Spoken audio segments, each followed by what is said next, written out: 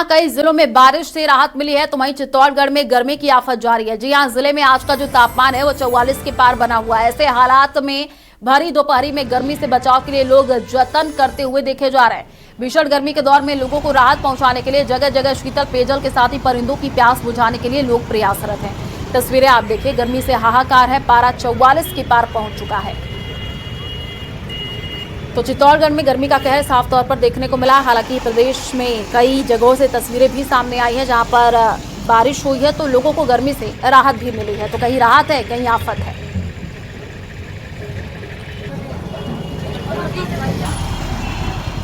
जयपुर के सामोद इलाके में लगातार पैंथर का मूवमेंट देखा जा रहा है। पैंथर के मूवमेंट से ग्रामीणों में दहशत भी है।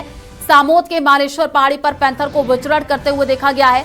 पैंथर को विचरण करता देख स्थानीय ग्रामीणों ने इसका वीडियो बना लिया है, सोशल मीडिया पर वायरल कर दिया है।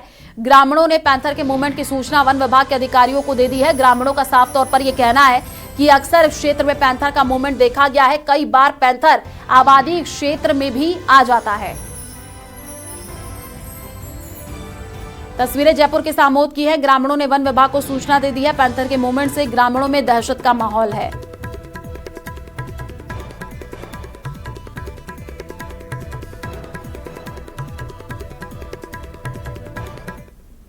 और खैरतल तिजारा की चपुकड़ा में आज मजदूरों का गुस्सा फूट पड़ा। बिम्बो बेकरीज के बाहर सैकड़ों श्रमिकों ने अपनी मांगों को लेकर के गेट जाम कर दिया है, जम करके प्रदर्शन किया है। 12,000 की मामूली तनख्वाह और काम के बढ़ते बोझ से परेशान मजदूरों ने वेतन वृद्धि और बोनस समेत कई बुनियादी सुविधाओं की मांग उठाई है। पुलिस की मौजूदगी में प्रबंधन ने 7 दिन का वक्त मांगा है, लेकिन मजदूरों ने साफ कह दिया है कि मांगे नहीं मानी तो आंदोलन फिर से शुरू होगा।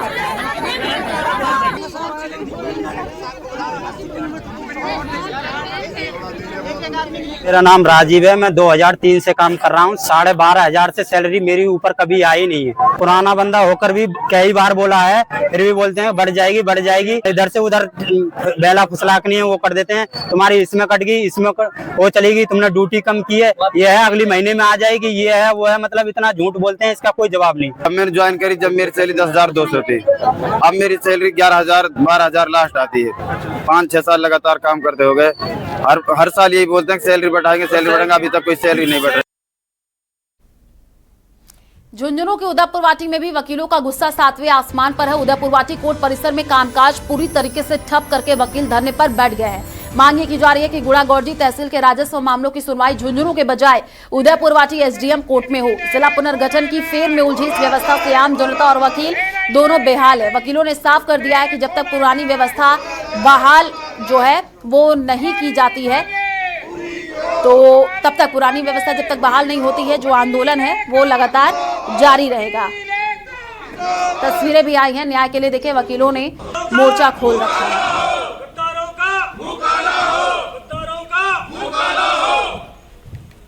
जो पूर्व में है कि गुड्डागौरजी जो तहसील झुंझुनू में जोड़ रखी है वो उदयपुरवाटी उपखंड का अधीन अंग था, जिसको हमने पुनः जो जिला विभाजन में झुंझुनू चला गया था, ये मेरा जिला समाप्त कर दिया। हमारी मांग थी जिला समाप्त होने के बाद, और सरकार की आदेश था कि जिला समाप्त होने के बाद में जो पूर्व स्थिति बहाल कर दी जाएगी। हमारे उपखंड उदयपुरवाटी की पूर्व स्थिति बहाल नहीं की गई। और डिडवाना कुचामन जिले के सरकारी स्कूलों में मरम्मत के नाम पर भ्रष्टाचार का बड़ा मामला सामने आ चुका है। बालिका स्कूल में बिना काम किए हुए लाखों रुपए के भुगतान की स्वीकृति जारी कर दी गई है। स्कूल में एसडीआरएफ फंड से करीब 1,95,000 रुपए स्वीकृत हुए थे, जबकि ठेकेदार ने बिना काम किए ही 1,64,000 रुपए का बिल पेश कर दिया। स्कूल प्रिंसिपल पवन तिवारी ने बताया कि उन्होंने किसी भी तरीके की एनओसी जारी नहीं की है और ऐसे में सवाल ये उठ रहे हैं कि बिना काम और बिना अनुमति के निरीक्षण व भुगतान स्वीकृति कैसे जारी हुई। मामले में अधिकारियों की मिलीभगत के आरोप भी लग रहे हैं। ये बात सही है, मुझे ऑर्डर हुआ है, पर हमारे यहाँ ठेकेदार आए थे काम करने के लिए। मैंने कहा बिल्कुल आपका टेंडर दे दीजिए, कॉपी दे दीजिए, आप काम करिए। उसके बाद वो वापस नहीं आए। हमारे यहाँ कोई भी तरह का काम नहीं हुआ। जानकारी भी आ रहा है कि आपके यहाँ जिस ठेकेदार का टेंडर था उसका बिल भी ट्रेजरी में चला गया है। भाई ये तो देखो विभाग वाले या कलेक्ट्रेट और कार्यालय वाले जाने, मेरे बस की बात नहीं है। मैं तो मेरे विद्यालय का ध्यान रखता हूँ। हमारे यहाँ किसी भी तरह का काम नहीं। सरकारी तंत्र में भ्रष्टाचार की एक और बड़ी तस्वीर सामने आई है। स्कूलों में लगातार एसडीआरएफ फंड के तहत घोटाले सामने आ रहे हैं। डिडवाना के पीएम श्री सोनी देवी बांगड़ बालिका स्कूल में मरम्मत के कार्यक्रम के नाम पर लाखों रुपए का खेल उजागर हुआ है। हैरानी की बात यह है कि जिस स्कूल में कोई काम हुआ ही नहीं, वहां पर कागजों में मरम्मत दिखाकर करीब 1,64,000 रुपए का भुगतान उठा लिया गया। स्कूल प्रिंसिपल खुद साफ तौर पर कह रहे हैं कि न तो कोई काम हुआ है, न ही कोई उनकी ओर से किसी प्रकार की कोई एनओसी दी गई है, जिसके बावजूद उपखंड स्तरीय समिति द्वारा निरीक्षण दिखाया गया और कलेक्टर से भुगतान की स्वीकृति भी जारी कर दी गई। अब सबसे बड़ा सवाल यह है कि जब जमीन पर काम हुआ ही नहीं तो निरीक्षण कैसे हुआ और भुगतान किस आधार पर पास किया गया? क्या इस पूरे मामले में अधिकारियों और ठेकेदार की मिलीभगत है? फिलहाल ये मामला सरकारी व्यवस्था की कार्यशैली पर गंभीर सवाल खड़े कर रहा है। कैमरामैन हरि सिंह के साथ प्रकाश तंवर, न्यूज 18 राजस्थान, नागौर। और बालोतरा के जसोल से बड़ी खबर आ रही है। महिलाओं को ब्लैकमेल करने वाले एक फर्जी पुलिसकर्मी को जसोल थाना पुलिस ने दस्तयाब कर लिया है। पुलिस ने जाल बिछा करके महिला से फोन करवाया, आरोपी को होटल बुलवाया, जहां से उसे पकड़ लिया गया है। आरोपी की पहचान भरत कुमार निवासी खंडावास जैतपुरा थाना क्षेत्र पाली के रूप में हुई है। बताया जा रहा कि आरोपी महिपाल सिंह के नाम से फर्जी पुलिसकर्मी बन करके महिलाओं को ब्लैकमेल करता था। जसोल थाना प्रभारी शारदा वैष्णोई की कार्रवाई में आरोपी के खिलाफ बलात्कार, ब्लैकमेल और IT एक्ट के तहत जो मामला है वो दर्ज हुआ है। पूछताछ भी शुरू कर दी गई है।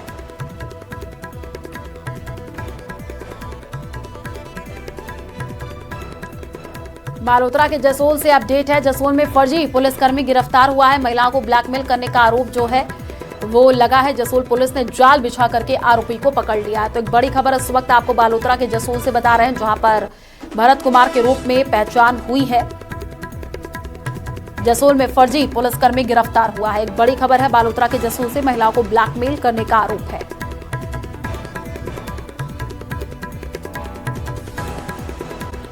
और देखिए, आजादी के दशकों बाद भी विकास की किरण एक गांव की प्यास बुझाने में नाकाम रही है। जी हां, हम बात कर रहे हैं 12 जिले के ढूंढावर गांव की, जहां पर आज भी महिलाएं बूंद बूंद पानी के लिए अपनी जान जोखिम में डाल रही हैं।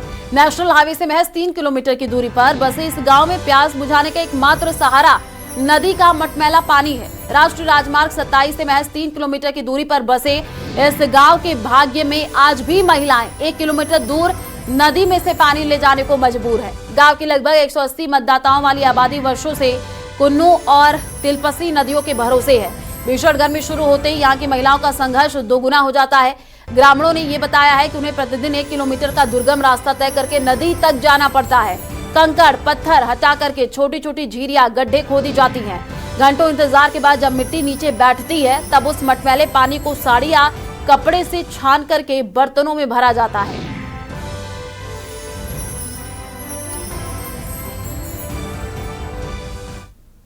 ले जाता पयन की उरन से। अच्छा, ये साड़ी से छान के साड़ी लगा लगा कर ले जाता है पानी। अच्छा पड़ता है कहाँ जहाँ पानी चल चल के ले जाता पानी भर के। अच्छा, या गांव कितने दूर होगा यहाँ से? होगा तो घाटी।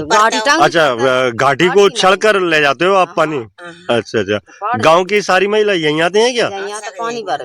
अच्छा, और इसके लिए उधर गांव में कोई हैंडपंप वगैरह कुआं बुआ कर नहीं है? अच्छा। और प्रदेश में सूरज की तपिश के साथ ही अब जल संकट भी जनता का गला सुखा रहा है। जालौर के भीनमाल में हालात बेकाबू हो चुके हैं, जहां पर पिछले 4 से 5 महीनों से लोग बूंद बूंद पानी को तरस रहे हैं। 8 दिनों में एक बार होने वाली जलापूर्ति ने लोगों को सड़कों पर उतरने को मजबूर कर दिया है। एक तरफ नल सूखे हैं तो दूसरी तरफ टैंकर माफिया मजबूरी का फायदा उठा करके चांदी कूट रहे हैं। लोग सुबह 4 बजे से ही सार्वजनिक नलों और हैंडपंपों पर कतारों में लगने को मजबूर है। हालांकि पूरी भीनमाल शहर में भी यही स्थिति बनी हुई है। पूरे शहर में 7 से 8 दिन में एक दिन में महज 30 मिनट तक पानी की आपूर्ति की जा रही है और उससे भी पानी का प्रेशर कम होने के कारण लोगों की सामान्य जरूरतें भी पूरी नहीं हो पा रही हैं।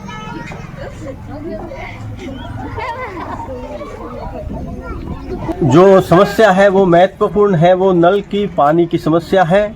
पानी सप्ताह में एक बार आता है, उसका फोर्स भी कम रहता है और जो टाइमिंग है वो भी कम ही रहती है।